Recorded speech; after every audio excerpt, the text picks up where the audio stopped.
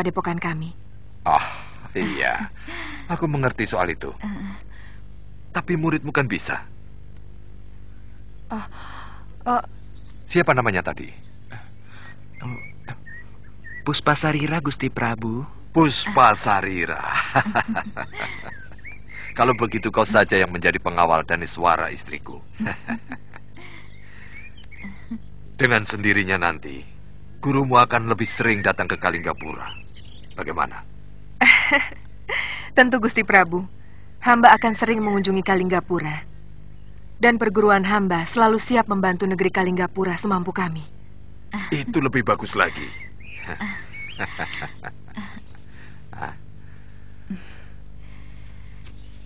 Terimalah tusuk konde emas ini sebagai kenang-kenangan dari saya, juga sebagai rasa terima kasih saya. Terima kasih Gusti Dewi.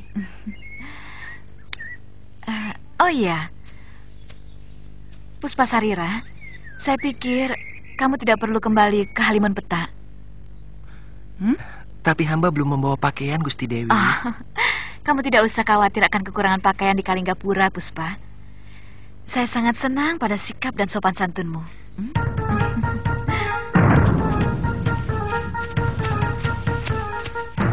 Di ujung jalan ini, Kisanak akan ketemu pertigaan. Kisanak ikuti saja jalan setapak ke kanan. Nanti akan ada sungai berbatu. Kisanak menyeberang. Hutan di seberang sungai itu sudah masuk dalam kawasan Goa Lawa. Dan di sanalah para sesepuh Halimun Petak menetap.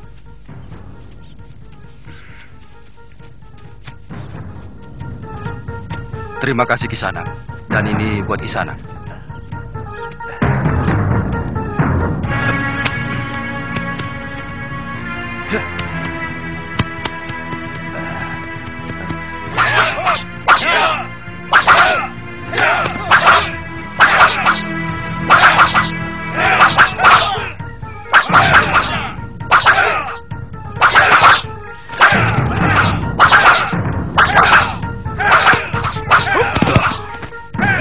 Bagus. Kembalilah ke tempatmu. Ada apa, Banga? Maaf, Kakang. Ada seorang pendekar menuju kemari. Dari padepokan mana dia? Tidak jelas, Kakang. Yang pasti, dia bukan murid Nila Saroya. Apa?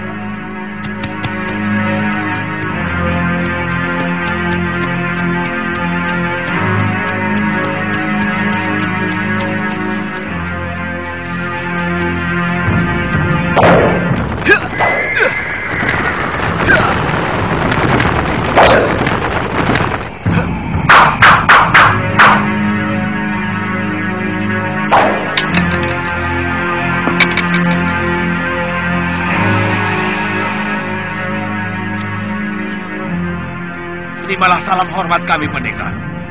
Apakah saya sedang berhadapan dengan sesepuh Halimun Petak? Perguruan Halimun Petak sudah sirna. Tapi pendekar dan adat istiadat perguruan, kebetulan kami yang meneruskan. Kalau boleh tahu, siapakah Kisanak? Saya pengelana dari Malwapati. Ada sesuatu yang ingin saya tanyakan kepada para tetunggul Halimun Petak. Nila Saroya merebut kepemimpinan Halimun Petak setelah mengalahkan saya dengan jurus-jurus yang sama sekali bukan milik perguruan ayahandanya sendiri. Maka dengan terpaksa, tongkat kayu cendana saya serahkan kepadanya sebagai lambang kepemimpinan perguruan kami. Silahkan.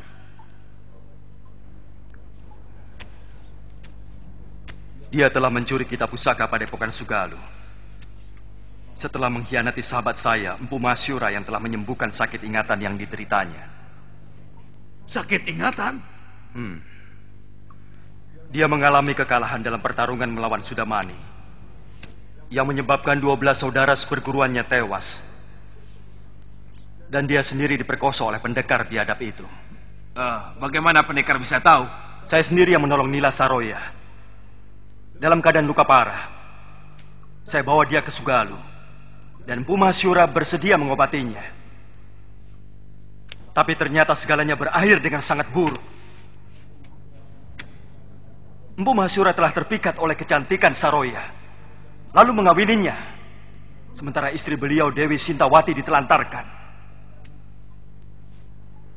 Bahkan difitnah dan dibuang ke sebuah pulau.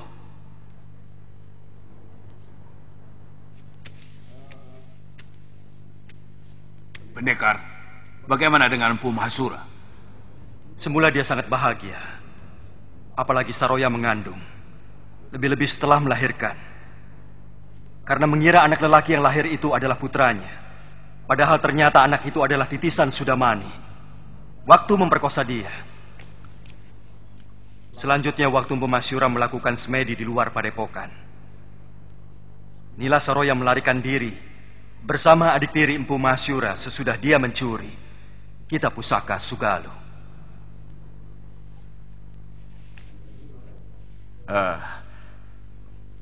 Kisanak mau menghukum Saroya? Saya merasa berdosa kepada Empu Masyura karena sayalah yang membawa perempuan itu untuk diobati di sana. Itu hak Kisanak sepenuhnya. Karena antara kami sudah tidak ada hubungan lagi. Dan persoalan yang menyangkut Kisanak ataupun perguruan Sugalu tidak ada sangkut pautnya dengan perguruan Halimun Petak yang asli. Dan kamilah penerus dari perguruan itu. Terima kasih Kisanak.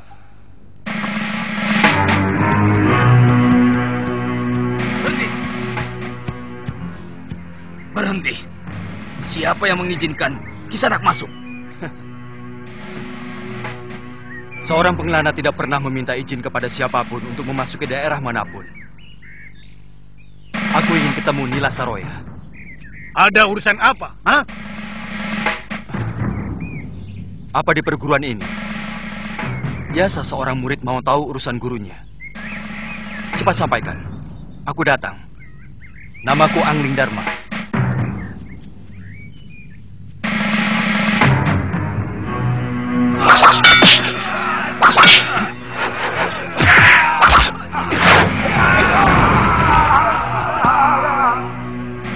Darpasura. Bagaimana nikmatnya menjadi seorang pengkhianat? Tutup mulutmu, Angling Dharma. Di sini aku bisa menjadi diriku sendiri. Selama di Sugalu, aku hanyalah bayangan Kakang Mahasura. Itu sifat sirik dan licik. Kurang ajar.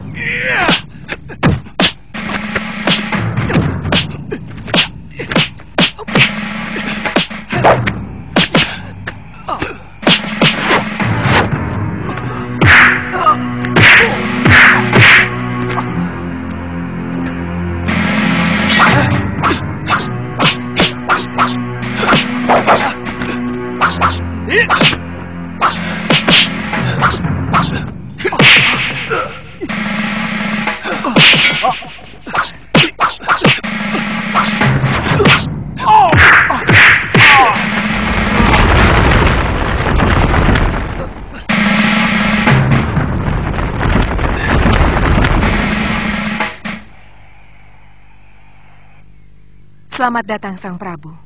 Saya bangga, seorang Raja Agung Malwapati bersedia mengunjungi padepokan kami. Kembalikan semua pusaka yang kamu curi dari Sugalu, Saroya. Kamu benar-benar manusia yang tidak tahu budi. Jangan bicara soal budi, tuanku. Saya berhak mendapatkan sesuatu karena saya melakukan sesuatu.